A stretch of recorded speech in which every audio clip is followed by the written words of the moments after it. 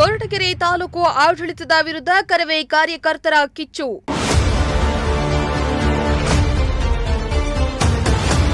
ಕೊರಟಗೆರೆ ಪಟ್ಟಣದಲ್ಲಿ ರಾರಾಜಿಸ್ತಾ ಇವೆ ಕೆಂಪು ಹಳದಿ ಬಾವುಟಗಳು.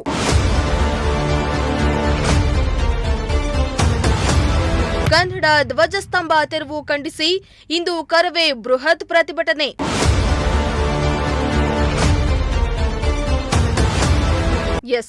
ತುಮಕೂರು ಜಿಲ್ಲೆ ಕೊರಟಗೆರೆ ಪಟ್ಟಣದಲ್ಲಿ ಇಂದು ನೋಡಿದ್ರೂ ಕೆಂಪು ಹಳದಿ ಬಾವುಟಗಳೇ ರಾರಾಜಿಸ್ತಾ ಇವೆ.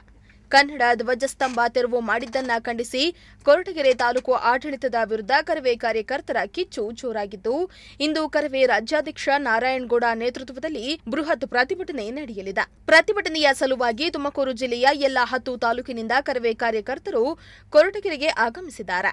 ಈಗಾಗಲೇ ಪಟ್ಟಣದಲ್ಲಿ ಜಮಾಯಿಸಿರುವ ಕರವೇ ಕಾರ್ಯಕರ್ತರು ಕನ್ನಡ ಬಾವುಟವನ್ನ ಹಿಡಿದು ಪ್ರತಿಭಟನೆಗೆ ಸಜ್ಜಾಗಿದ್ದಾರೆ. ಕೊರಟಗೆರೆ ಪಟ್ಟಣದ ಸರ್ಕಾರಿ ಬಸ್ ನಿಲ್ದಾಣದಿಂದ ಪಟ್ಟಣ ಪಂಚಾಯಿತಿಯವರೆಗೆ ಪ್ರತಿಭಟನಾ ಮೆರವಣಿಗೆ ನಡೆಸಿದರು. ಕೊರಟಗೆರೆ ಪಟ್ಟಣದ ಸರ್ಕಾರಿ ಬಸ್ ನಿಲ್ದಾಣದ ಮುಂಭಾಗ 4 ವರ್ಷದ ಹಿಂದೆ ಕನ್ನಡ ಧ್ವಜ ಸ್ತಂಭವನ್ನು ಪ್ರತಿಷ್ಠಾಪನೆ ಮಾಡಲಾಗಿದ್ದು, 56 ಅಡಿ ಎತ್ತರದ ಕನ್ನಡದ ಧ್ವಜ ಸ್ತಂಭ ಇದಾಗಿತ್ತು. ಆದರೆ ರಾತ್ರೋರಾತ್ರಿ ಈ ಧ್ವಜ ಸ್ತಂಭವನ್ನು ತೆರವು ಮಾಡಿದ್ದಾರೆ ಎಂದು ಕರವೇ ಕಾರ್ಯಕರ್ತರು ಆಕ್ರೋಶ ಹೊರಹಾಕಿದ್ದು, ಇಂದು ತುಮಕೂರು ಜಿಲ್ಲೆಯ ಸಾವಿರಾರು ಕರವೇ ಕಾರ್ಯಕರ್ತರು ಮತ್ತು ರೈತಪರ ಸಂಘಟನೆಗಳು ಬೃಹತ್ ಪ್ರತಿಭಟನೆ ನಡೆಸಲಿವೆ. ಪ್ರತಿಭಟನಾ ಸ್ಥಳದಲ್ಲಿ 200ಕ್ಕೂ ಅಧಿಕ ಪೊಲೀಸರನ್ನ ನಿಯೋಜಿಸಲಾಗಿದ್ದು, ಪೊಲೀಸ್ ಇಲಾಖೆಯಿಂದ ಬಿಗಿ ಭದ್ರತೆ ಕೈಗೊಳ್ಳಲಾಗಿದೆ. ಎನ್ ಮೂರ್ತಿ, ಪ್ರಜಾಶಕ್ತಿ ಟಿವಿ, ಕೊರಟಗೆರೆ.